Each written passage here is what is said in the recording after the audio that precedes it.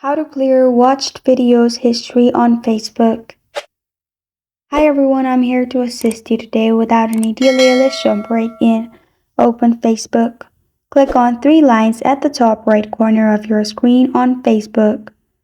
Then scroll down. Scroll down and click on Settings and Privacy. Then click on Settings. After that, in Settings, scroll down till you find Activity Log. Then click on Activity Log. You'll find this kind of screen pop up. In your all the blue rectangle shape, scroll to the left and you'll find Videos Watched. Click on it.